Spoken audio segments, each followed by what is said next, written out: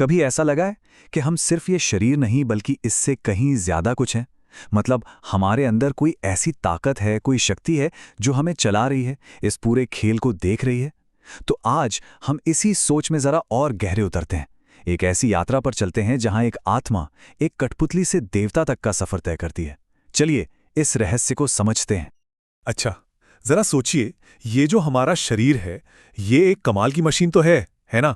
पर इसे चला कौन रहा है? वो कौन सी ऐसी अदृश्य शक्ति है जो इस मशीन में जान डालती है? असल में यही सवाल इस पूरी आध्यात्मिक यात्रा की जड़ है, और इसका जवाब हो सकता है आपको हैरान कर दे। तो इस गहरे रिश्ते को समझने के लिए ना, चलिए एक बहुत ही सरल सी मिसाल लेते हैं, एक खिलौना और उसकी चाबी की। ये मिसाल हमें आत्मा और शरीर के कनेक्शन को एक बिल्कुल नए एंगल से देखने में मदद करेगी।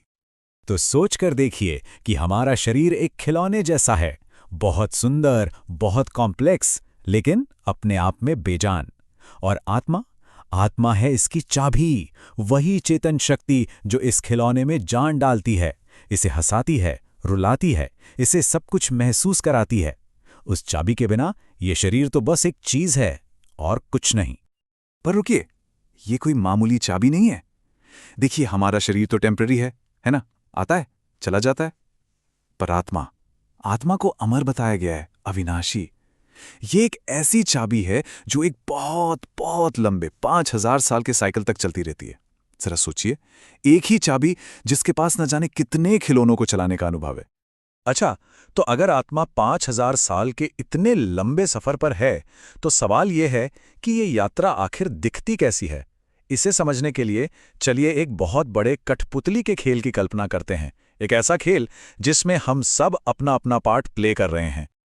तो इस फिलॉसफी के हिसाब से हम सब आत्माएं उन कठपुतलियों की तरह हैं जो एक बहुत बड़े पहले से लिखे हुए ड्रामा में अपना अपना किरदार निभा रहे हैं।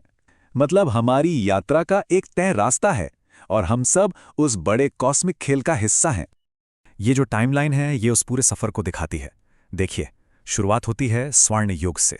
तब आत्मा सतोप्रधान होती है, मतलब अपनी सबसे प्योर, सबसे पावरफुल स्टेट में। फिर जैसे जैसे वक्त गुजरता है, वो सिल्वर एज, फिर कॉपर एज और आखिर में आयरन एज से गुजरती है। और यहां पहुंचकर वो तमोप्रधान हो जाती है, यानी पूरी तरह से अशुद्ध और पावरलेस। इसी को उतरती कला भी कहा गया है। बिल्कुल वैसे जैसे कोई आर्टिस्ट धीरे धीरे अपनी कला ही भूल जाए। तो अगर आत्मा की एनर्जी वक्त के साथ खत्म हो जाती है, तो क्या इसका मतलब सब खत्म? क्या हम हमेशा के लिए ऐसे ही पावरलेस हो जाते हैं? नहीं।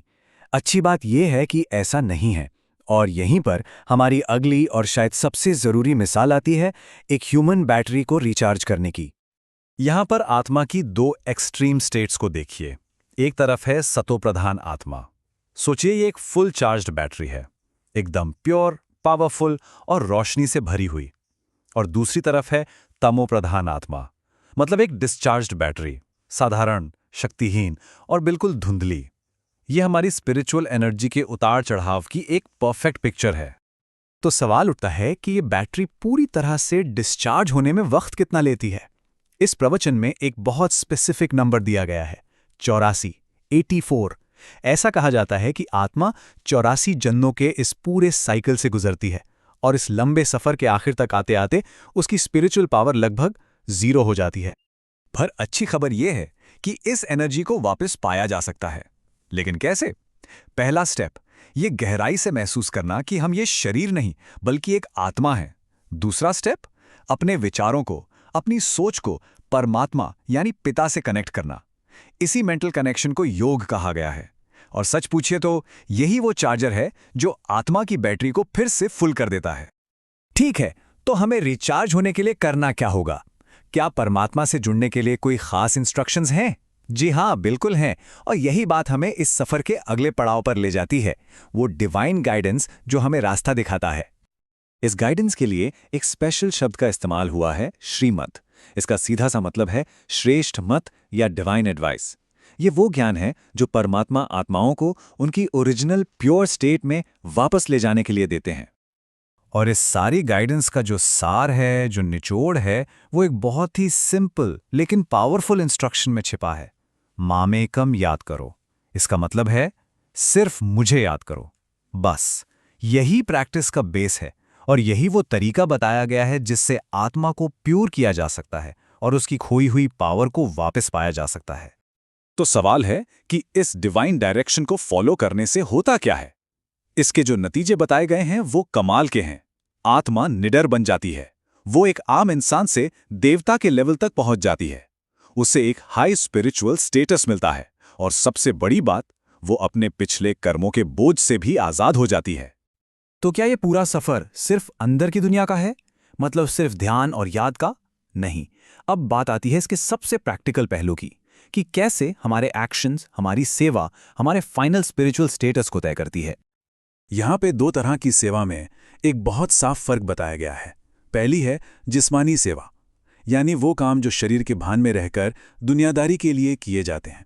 कहा गया है कि ये हमें साइकिल में और नीचे ले जाते हैं। और दूसरी है रूहानी सेवा। ये वो सेवा है जो आत्मा के भान में रहकर दूसरों की भलाई के लिए की जाती है, और यही वो सेवा है जो हमें ऊपर उठाती है और एक ऊंचे पद की तरफ ले जाती है। तो मैसेज बिल्कुल क्लियर है। हमारा जो स्पिरिचुअल स्टेटस है वो हमारी रूहानी सेवा से सीधे सीधे जुड़ा हुआ है। ये कोई गिफ्ट नहीं है, बल्कि ये निस्वार्थ कर्म से कमाई हुई एक हैसियत है। जितनी ज्यादा रूहानी सेवा, उतना ऊंचा पद। सिंपल।